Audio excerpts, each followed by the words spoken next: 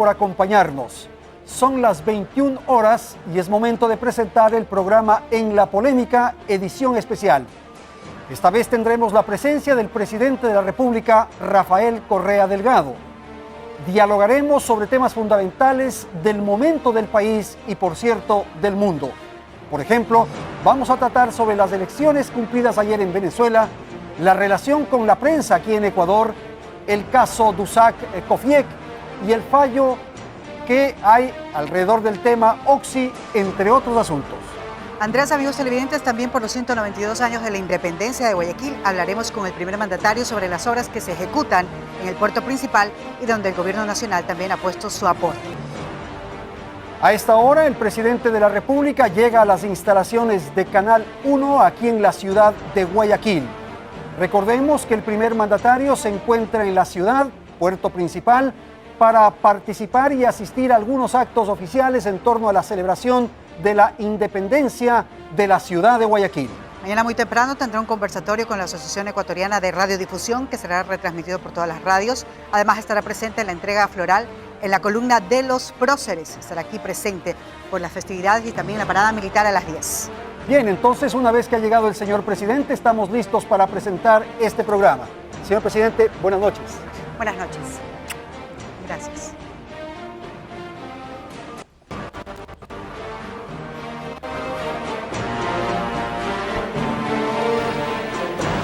Canal 1 presenta un especial En la Polémica.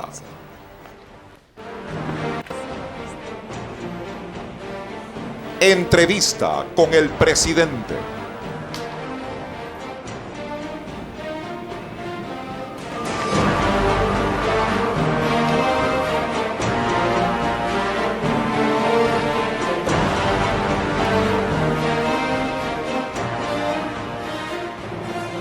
Como lo hemos señalado, este es el programa En la Polémica, es una edición especial. Gracias por estar esta noche con nosotros. Mañana se conmemora aquí en Guayaquil la gesta independentista del 9 de octubre de 1820, que fue la insurrección que permitió el proceso de emancipación de la Real Audiencia de Quito de los lazos colonialistas.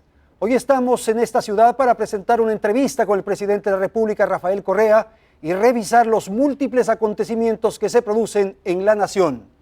Estamos para formular preguntas, para tener respuestas. En el marco de esta visión republicana y múltiple, hoy entrevistamos al presidente Rafael Correa. La voz y el pensamiento del jefe de Estado debe expresarse con libertad, sin prejuicios y bajo los niveles mayores de respeto. Igualmente, el mandatario debe comparecer con transparencia y jerarquía. Proponemos entonces un diálogo serio, una entrevista periodística y frontal.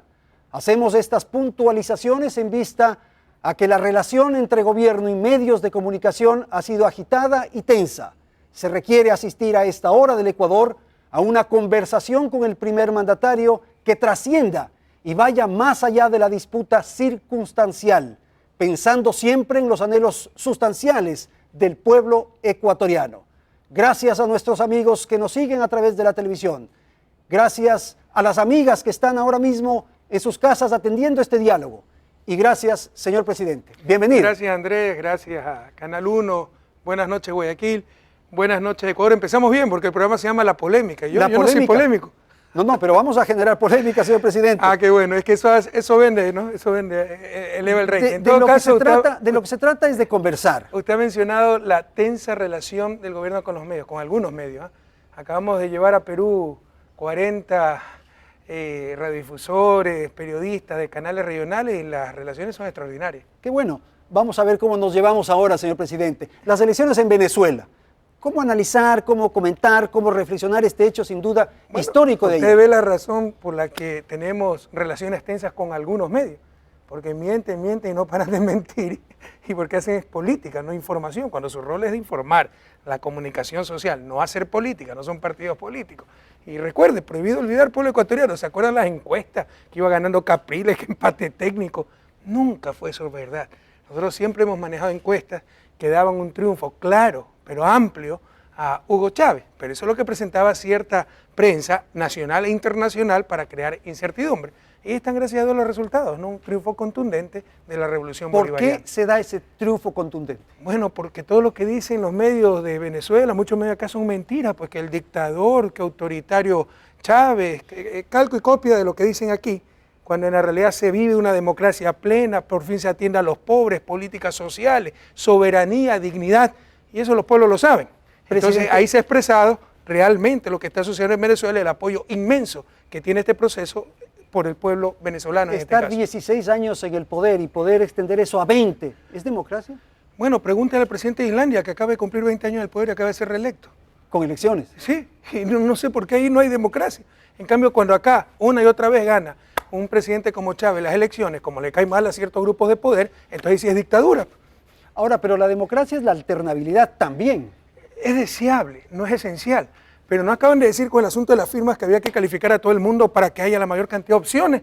Entonces, ¿por qué quieren cortar las opciones limitando pues, los periodos presidenciales? No quiero hacer eso en Ecuador.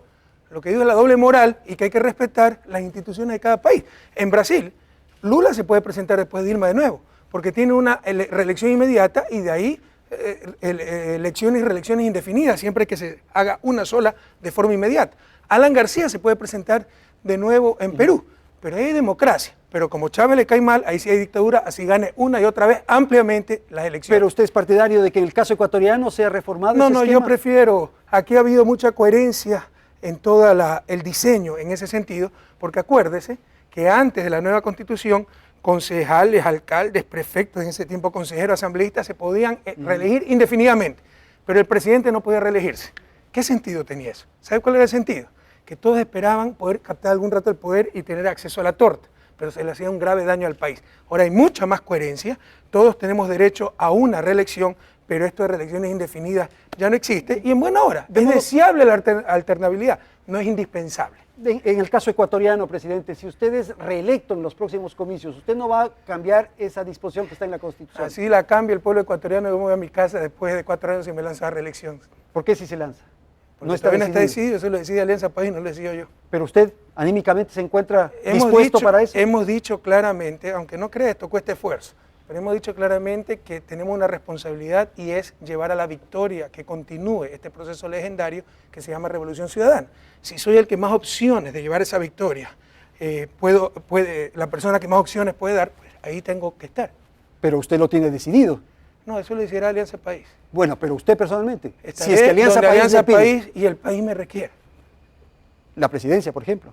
Por supuesto, uno puede servir siendo presidente o siendo un sencillo profesor universitario, como lo fui toda mi vida. Usted ha empezado este diálogo señalando los problemas con la prensa, la tensión que yo he referido en la presentación. Ya le mostré un ejemplo, sí. Prohibido olvidar, acuérdense que hablaban de empate técnico. Estrategia, presidente, esa es una estrategia para tener un contendor. Eso es lo que dice la prensa, no me sobreestime tanto, Andrés, dígale a sus colegas periodistas que no me sobreestimen tanto. Presidente, no soy tan pero capaz, se necesita no soy tan genial. En un esquema soy como un el hombre actual, promedio, donde usted tiene común. el control de una serie de escenarios y de ámbitos. Se necesita tener un contendor. ¿Y qué mejor que la prensa? Eso no es cierto, esos son lugares comunes que, por repetirlos una y otra vez, supuestamente ya pasan a ser verdades irrefutables. Pero no es cierto. ¿Por qué se requiere tener un contendor? Explíqueme. Teóricamente o prácticamente, ¿por qué se requiere tener un contendor? ¿Usted cree que es grato tener una serie de gente que vive para demostrar, como Emilio Palacio, etcétera, que vive para tratar de demostrar lo malo que es el presidente, lo corrupto, lo deshonesto, lo tirano? ¿Usted cree que eso es grato? ¿Quiere que le diga la verdad? Es lo más ingrato que existe. Somos gente decente, hay gente que nos dice, no le dan caso. La gente decente, por supuesto que no puede dejar de indignarse ante tanta mentira, tanta falsedad. Así que esto de que uno tiene que ver con contendor, no, eso no es grato, es ingrato. Pero el aporte de la prensa, cuando se lo hace objetivamente, transparentemente, pluralmente, es bueno para una democracia. No solo es bueno, es cuando en un vital momento para de una denuncia, por democracia. ejemplo, un problema de corrupción, es Pero bueno, no presidente. No solo es bueno, es vital para la democracia. Por la eso. prensa libre, jamás lo hemos negado.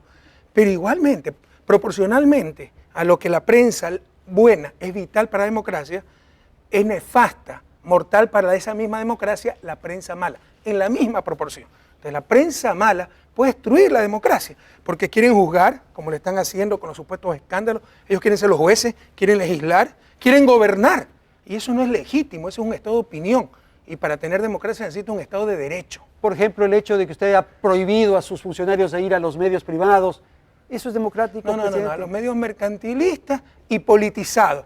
Por supuesto que es democrático. Pero eso le afecta a usted, a su gobierno, pues. Entonces, ¿para qué se quejan? Pues si No, no estamos me quejo, afectando. simplemente le planteo esto. Porque si es que no van a los medios, el país no se entera las cosas positivas que hace su gestión. Entonces, ¿por qué se quejan tanto si nos estamos predicando nosotros mismos? La verdad es que saben que se perjudican ellos, que están perdiendo utilidades. Y yo le hago una pregunta. Como alguien dijo, ¿no? La información no es de las autoridades, de los ciudadanos. Por supuesto, ¿por quién está discutiendo eso? Pero ¿por qué tenemos que dársela a los ciudadanos a través de negocios privados con fines de lucro y que encima hacen política? Entonces, ¿por qué? ¿Por qué tienen que ir ciudadanos a medios de comunicación que abiertamente se declaran opositores al régimen? No solo para que hagan oposición, sino para que lucren con la entrevista, la visita de ese funcionario. ¿Alguien me puede explicar cuál es la lógica de eso? Pero ¿y la lógica de hacer plata supuesta desde su perspectiva con las entrevistas? ¿Por qué? Porque también podemos hacer a la oposición, también podemos hacer a los funcionarios y los medios están subsistiendo. Si usted me pregunta, esa es la raíz para mí del problema de la comunicación actual. Negocios privados proveyendo un derecho. Un derecho es algo que nadie se lo puede negar, pero el negocio privado se lo otorga cuando conviene a sus intereses, porque cuando entre conflicto el lucro, que es el fin del negocio privado, con el derecho, va a prevalecer el lucro, por definición. Para mí, ahí está la esencia del problema de la comunicación del siglo XXI. Negocios privados proveyendo un derecho. Imagínense, jueces privados administrando justicia. Qué locura, ¿verdad? Bueno, la comunicación es un derecho y le están proveyendo negocios privados. ¿Y el riesgo de tener el pensamiento único, señor presidente? Pero nadie lo ha dicho, pues. ¿Quién ha dicho? Si se concentra toda la información en un solo sector. Pero ¿quién le ha dicho que tener, por ejemplo, medios públicos, medios comunitarios o medios sin fines de lucro es concentrar, como dijo, la opinión en un solo sector? El pensamiento único. El pensamiento único. ¿Quién le dijo? Estamos diciendo que el fin de lucro claramente presenta un conflicto de intereses cuando se provee un derecho. El derecho a la información, el derecho a la comunicación. En esa línea de pensamiento, Más aún señor cuando se quiere presidente, hacer política con ese poder mediático. cuando los medios de comunicación le ayudan a su gestión, denunciando, por decir algo, el tema de la narcovalija. Muchas gracias, que nos ayuden, pero con el escándalo, con las desinformaciones, con tratar con mala fe de involucrarte al canciller Patiño. O sea, Pablo Escobar es un turro al lado del canciller Patiño. Ahí no hace ningún favor. No creo que nadie ha involucrado al canciller Patiño. No, búsquenme O sea, por favor los editoriales insinuando nadie ha dicho que es el canciller Patiño. Pero búsquenlo. ¿Por qué no investigar ese caso? Ojalá tengamos tiempo, Ya. Pero ¿y qué? Que no estamos investigando. Ahora, por favor, ese es uno de los problemas de la prensa. Cuando le conviene, Correa mete las manos en la justicia y la justicia no tiene independencia. Y cuando le conviene, ¿por qué Correa no metió las manos en la justicia para que se investigue? Por favor, de acuerdo a la Constitución, a la ley, a la institucionalidad del país, el presidente o el gobierno no es el que investiga delitos, ¿no? Delitos en este caso públicos. Lo investiga la Fiscalía, eso está en manos de la Fiscalía. Señor presidente, pero si es un problema administrativo, si es necesario saber qué funcionarios han estado involucrados Pero eso en ese ya tema, se ha hecho. le corresponde al gobierno hacer todas las tiene tareas razón, para lograr aquello. la parte administrativa ¿De acuerdo? ya se ha hecho, pero yo no quiero adelantar resultados sobre esa indagación, que además es confidencial por ley, pero claramente usted cree que los funcionarios de Cancillería fueron los que metieron la droga. Ahí no fue donde se cometió el ilícito, eso lo tendrá que anunciar el señor fiscal. Pero las medidas administrativas ya se corrigió el reglamento, se han tomado más controles, más medidas para revisar la valija, etcétera. Pero ya determinar los culpables, No, culpables de este delito le corresponde a la la investigación Fiscalía. administrativa para entregar a la justicia, en eso estoy totalmente de acuerdo. Saber, por ejemplo, cuál fue la persona que recibió el paquete, cuál fue la persona Pero que si entregó ya se sabe el paquete. eso, ya están presos en Italia. Lo que Ellos falta los que por recibían. determinar es dónde se puso la droga. Este es el tema. Te han querido insinuar que es el propio canciller Patiño que estaba llenando esos jarrones, qué sé yo, de droga. Es un absurdo, Andrés. Y somos los primeros que quisiéramos que se aclare esto lo más rápidamente posible. Sí, pero eso esto es está en fundamental. manos de la Fiscalía. Los delitos de acción pública en este país, de acuerdo a la Constitución, De acuerdo. los investiga la Fiscalía, no el canciller Patiño, no Rafael Correa, no el gobierno. ¿Y usted está contento? Eso sería meter mano en la ¿Usted justicia. está contento con el ritmo de la investigación? No, y se lo he dicho al señor fiscal. Oye, nos está haciendo un gran daño, ¿por qué te demora Sí, acá? claro, hay que resolver todavía esto. tenemos que terminar esto. Y también existe ese burocratismo, lo que pasó con el caso de Glass Beijó, qué sé yo, ¿no? Que la indagación, no sé los términos legales exactos, tiene que demorarse máximo un año. La burocracia cree que tiene que demorarse exactamente un año. Pero si en 3 meses se tiene que culminar la investigación en buena hora, no, ellos esperan el año y eso hace mucho daño. Y eso le hace bien a usted de lograr que rápido se descubra, Pero por rápido se supuesto, establezca pues, responsabilidades, porque lo contrario vamos a seguir teniendo. Pero maravilloso, seguir preguntando. Andrés, eso es sentido común, ¿No es ¿verdad? cierto? A los que más nos conviene que rápidamente se investiguen los casos, se determinen responsabilidades, es al gobierno. Entonces, ¿por qué la prensa pasa diciendo por qué se demora tanto? Entonces el gobierno seguramente involucrado, que estamos obstaculizando la investigación, o no es lo que han dicho sobre estos casos recurrentemente los medios de comunicación. Y así los medios de comunicación también le ayudan a usted, por ejemplo, en el caso Cofiec, ¿o ¿Usted no? cree que han ayudado? No, Porque le ahí pregunto. tengo la lista por orden alfabético, por cronológico, ¿cómo quiere la lista de mentiras que han lanzado? O no, ya no se acuerda que dijeron, por ejemplo, que Dusac viajó a Irán, por más que se le dijo que no había viajado, o ya no recuerda, por ejemplo, que dijeron que tenía Pedro Delgado 2 cajas de seguridad en Rusia, o no se acuerda que dijeron que Irán tenía crédito, luego, no, depósitos, pero no se había hecho el control de fondos, cuando todas esas son mentiras, por escrito, y le va a llegar la copia. Hoy día he remitido una carta al señor presidente de la Asamblea para que se digne considerar en investigación de la Comisión de Fiscalización todas las cosas que han dicho los medios de comunicación y le digan al país si fueron ciertas o no. Y si no fueran ciertas, ¿qué podemos hacer los ciudadanos ante tanta desinformación? Pero, por ejemplo, saber si es que el señor Dusac era posible cliente, eso se necesita saber. Pero, ¿Qué Andrés, garantías dio? Eso se ¿y necesita usted saber. cree que eso lo sabemos gracias a los medios? El crédito de Dusac se venció el 13 de junio. Así es. Este escándalo por los papeles que le pasan a Yaney Nostroza estalla en julio. Ya el 13 de junio, cuando se vence el crédito, se empieza a investigar y se iba a determinar los responsables, etcétera, y se iba a dar a conocer a la opinión pública. Pero lo que necesitan los medios de comunicación para aumentar el rating o vender más periódicos es el escándalo. Y eso no Pero hace es bien así, a la sociedad. presidente, porque es la señora Luzuriaga, la que usted señala, que ha filtrado esa información. Y esta señora es destituida. El juez que estaba trabajando en esta causa es también Esas son las elucubraciones que hace la prensa. ¿Por qué se Le estoy produce, pidiendo entonces? por escrito al señor presidente del Congreso que diga a la Asamblea si es que la señora jueza, que no sé ni su nombre, ha sido destituida por el caso de Dusac o por un expediente del 2009. Esas son las elucubraciones de la prensa para armar un escándalo, porque ese es el otro problema. Además, si usted quiere técnicamente, que es algo que me fascina. No solo la contradicción de negocios privados prohibiendo un derecho, sino que eso que venden información es un bien público, no tiene un precio, es de libre acceso. Usted compra un periódico, lo pueden leer 500 personas. Usted está viendo este programa, las familias que están viendo este programa pueden estar viendo 10.000 familias. Entonces no puede tener un precio, esa no es la base del negocio. La base del negocio es la publicidad, los patrocinadores. Entonces, ¿qué es lo que se hace? Vender ciudadanos a los patrocinadores. Y para vender esos ciudadanos a los patrocinadores hay que aumentar la cobertura. Y lamentablemente la verdad no logra captar más ciudadanos, sino los escándalos. Entonces, no solo que hay negocios privados prohibiendo un derecho, sino que por la característica de ese bien que se está proveyendo, tiende a deteriorarse la calidad de ese bien. En el afán de ¿Sí tener... me explico? Sí, me sigo. Perdone la clase de economía. No es de clase de economía. Este es un problema de ética, es un problema de lo que moral, acabo de decir sí es un economía, problema de cuestión conducta, técnica, los es un bienes problema de públicos. conducta, presidente. Entonces, si es que se conoce que existen, por ejemplo, préstamos vinculados, ¿se debe o no denunciar? Pero claro, ¿Usted cree que hay pero con préstamos vinculados? objetividad, no se ve informar. Le pregunto, pero si se ha es hecho que hay escándalo. préstamos vinculados. Pero ¿y quién niega eso? Pero Hay préstamos. los préstamos vinculados desde a uno puede usar. Y ya lo han comparado con la crisis financiera del 99, cuando hubo miles de millones en créditos vinculados. Vaya descaro. ¿Usted cree que eso es informar o escandalizar? Es un crédito vinculado de una de las empresas, de las 200 o 170 empresas que están en manos del fideicomiso UGEDEP, que lo dirige Pedro Delgado, pero Pedro Delgado es el culpable de ese crédito. Aquí El superintendente Solines ha dicho que el manejo de Cofiec es irregular. Sí, y lo que no dijo o no publicaron los medios, no he conversado con Pedro, es que los 6 millones de cartera vencida fueron antes pues, de que pase Antes la de la UGEDEP. administración, antes de la O administración. sea, es recibimos verdad. un banco en mal estado, por el amor de Dios, y eso no han dicho por los medios de comunicación. ¿Y se está recuperando Cofiec?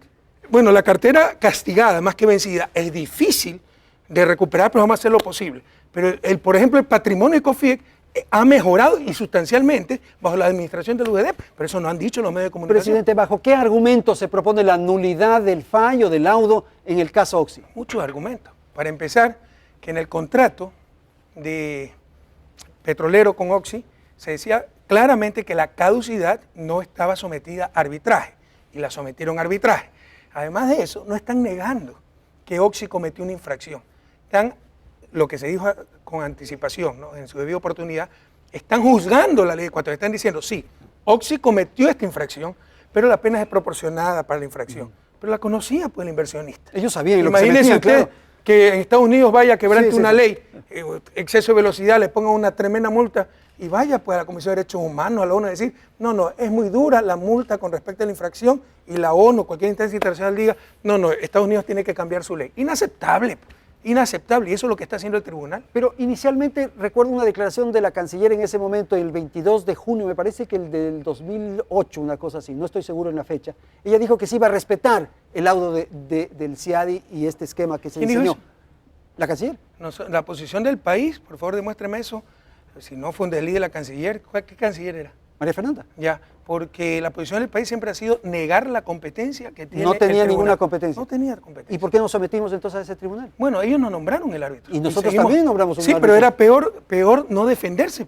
Pero siempre bajo el argumento hemos dado sentado que no tiene competencia el tribunal para tratar casos de caducidad. En el caso de tener que pagar estos 1.700 millones, en fin, ¿cómo lo vamos a hacer, presidente? Mire, yo no me quiero anticipar, No, porque no. estamos apelando, el término exacto, pidiendo la nulidad, La nulidad del proceso del fallo, y hay del laudo. factores del fallo, tiene razón, y hay factores muy contundentes, hasta el punto que el fallo fue dividido. Sí, hubo un voto. Y la jueza que votó en contra da argumentos muy contundentes que nos sirven para pedir la nulidad del fallo completo. Entonces, hasta agotar esas instancias, pues, No no quiero quiero adelantarse. anticipar criterios, solo le puedo decir al pueblo ecuatoriano que 1.700 millones, sin los intereses son como 500, significa el presupuesto de un año de educación del pueblo ecuatoriano. Y yo no voy a dejar un año sin educación al pueblo ecuatoriano por llenar los bolsillos de una transnacional. Y no cabe hacer Con un árbitros balance, vendidos.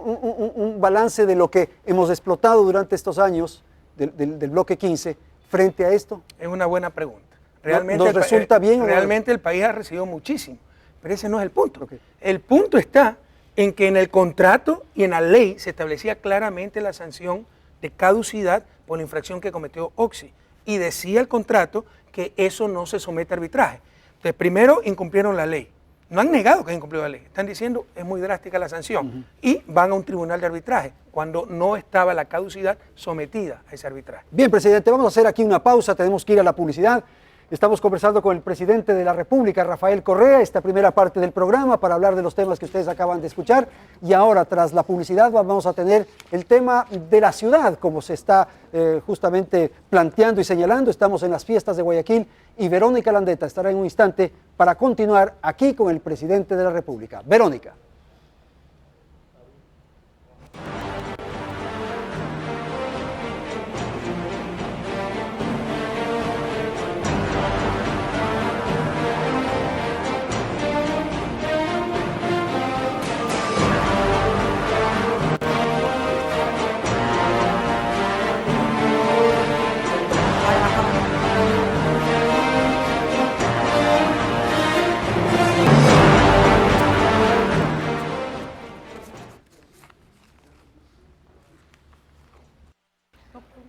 O sea, muy así, atolondrado. Pero bueno, así tocaba.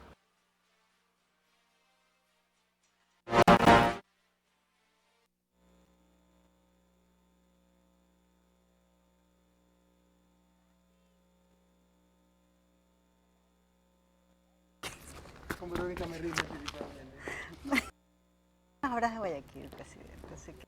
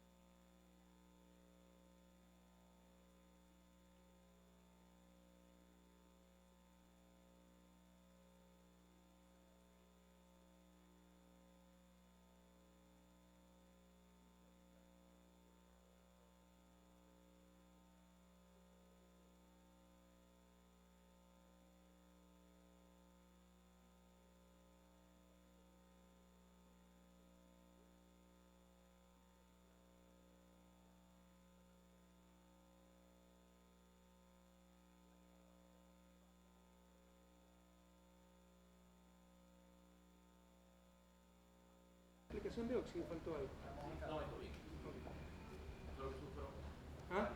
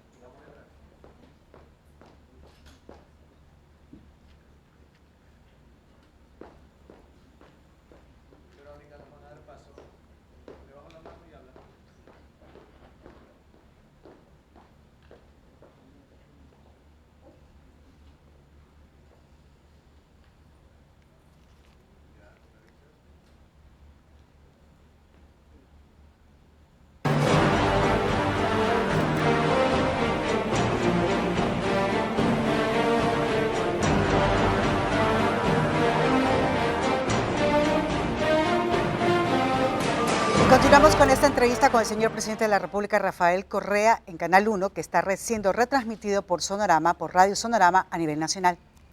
Hablaremos sobre el protagonismo que tiene ahora el gobierno central en obras locales que se ejecutan aquí en Guayaquil. Señor presidente, muy buenas noches. Buenas noches, Verónica. ¿Cómo Ha está? venido muy guayaquileña. Muy guayaquileña, Muy así bien. es. Mañana cumplimos 192 años Por supuesto. y hay cosas positivas de El 9 las de que octubre hay que es hablar. sumamente importante. Ese 9 de octubre de 1820 fue el inicio de la liberación de nuestra patria, de lo Así que es. actualmente es nuestra patria.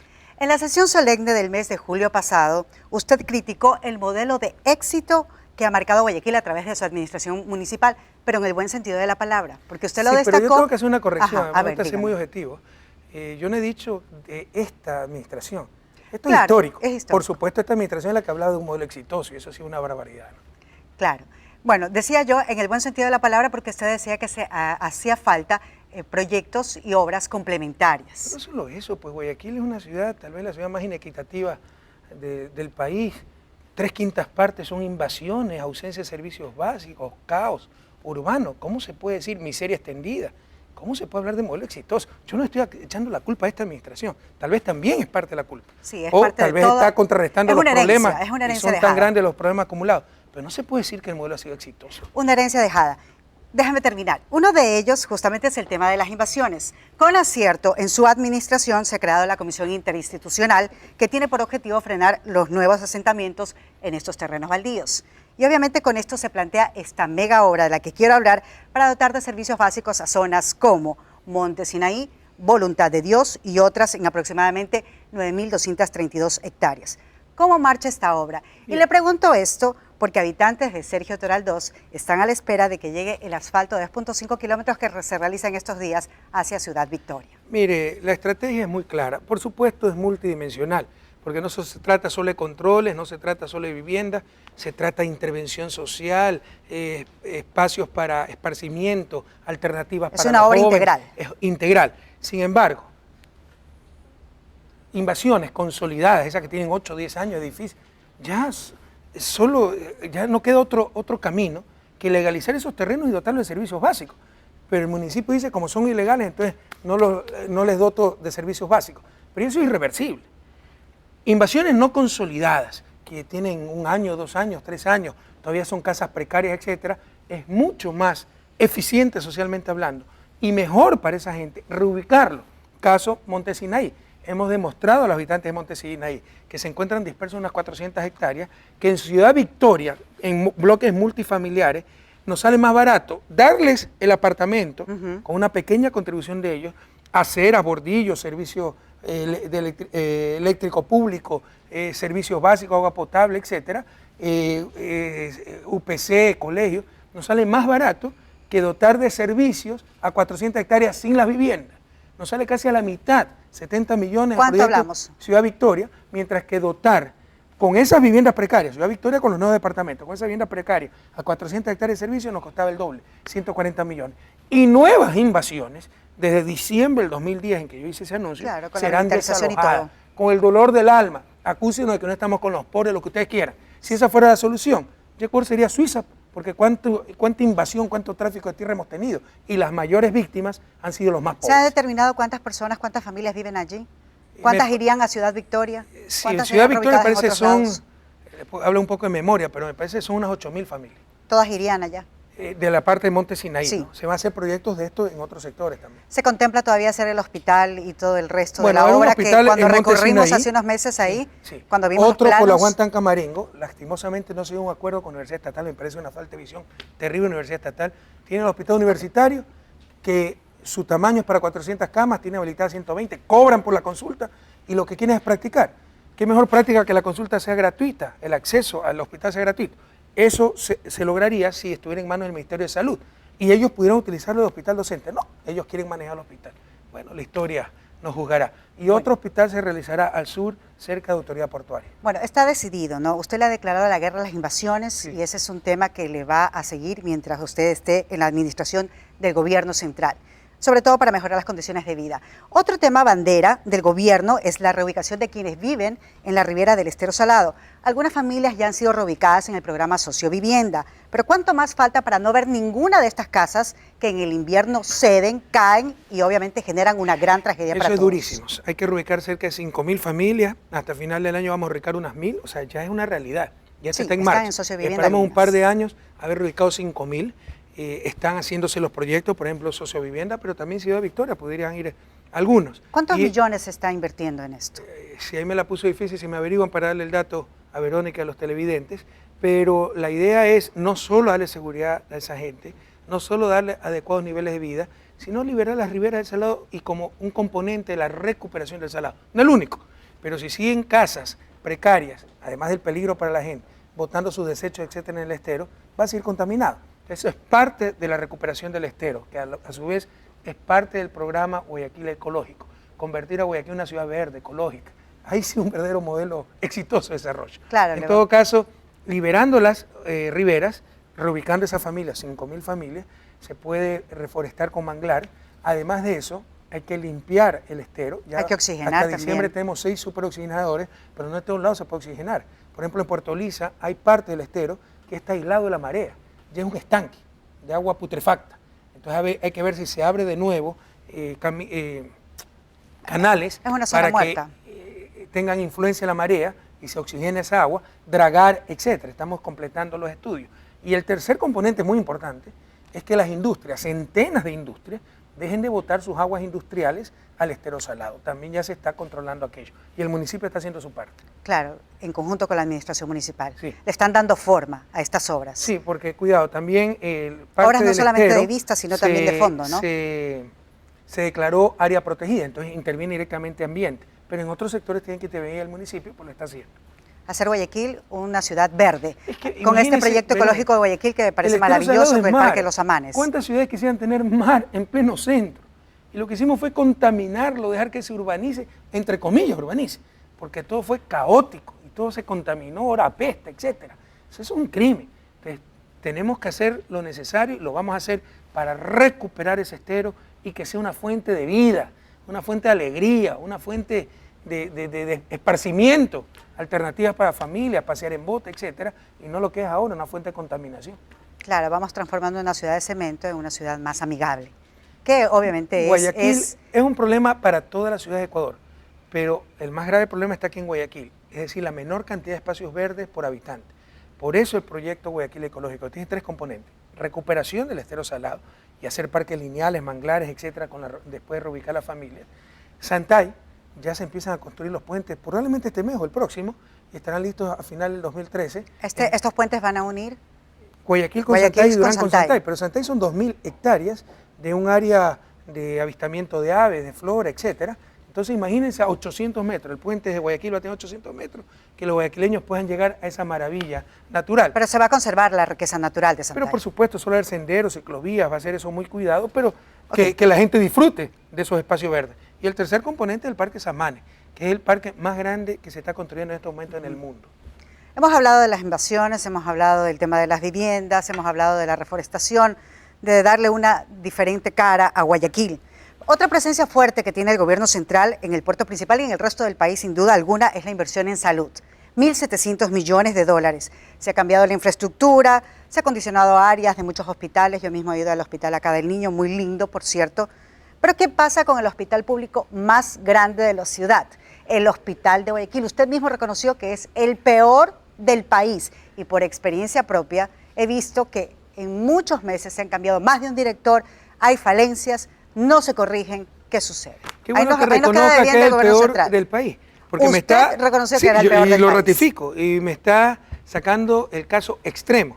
Porque, por ejemplo, a pocas cuadras del Hospital del Niño funciona bastante bien. ¿Qué es lo que ha pasado? Pues no nos engañemos. En el Hospital Guayaquil hay una mafia enquistada. Hemos tenido que meter hasta inteligencia policial. Hace unos meses se metió preso una banda de 10 personas, algunas están prófugos, que robaban las medicinas y se las vendían a la farmacia alrededor.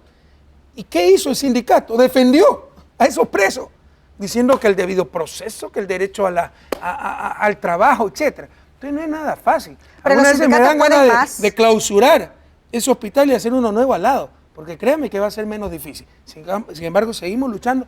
Ha habido importantes avances. Ese hospital está siendo renovado. Hay pisos que están en una extraordinaria condición, pero todavía tenemos mafias enquistadas que trabajan al interior del hospital. Le repito, ¿las mafias pueden más?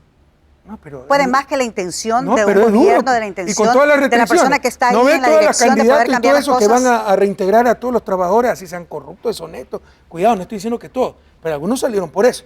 Entonces, se saca gente de ahí. ¿Por qué se saca gente? ¿Se la deja? ¿Por qué se la deja? Entonces, no es sencillo. Nosotros vamos a cumplir con nuestra responsabilidad, pero no es sencillo. Hemos tenido que poner hasta inteligencia policial, pero es el peor de los casos, el caso extremo. Claro. Señor presidente, el ascensor, ¿se acuerda donde salió lastimada una niña que usted la visitó? Todavía sigue dañado, no funciona. Ya me voy, no funciona, está ahí. Ya me voy a informar Está ahí tapado con una... Sí, con una está tapado. Pero está ahí sin funcionar, Verónica, sin darle operatividad. Bueno, habrá que averiguar, pero algunas veces hay que importar los ascensores. No es que se hace aquí ascensores. Obvio. Entonces es un proceso que toman algo de tiempo. También tengamos esas consideraciones. Entonces se va realmente a solucionar el tema ahí en el un nuevo hospital gerente por concurso de merecimiento, es, un ciudadano español, experto en hospitales, con todo el apoyo político del Ministerio de Salud.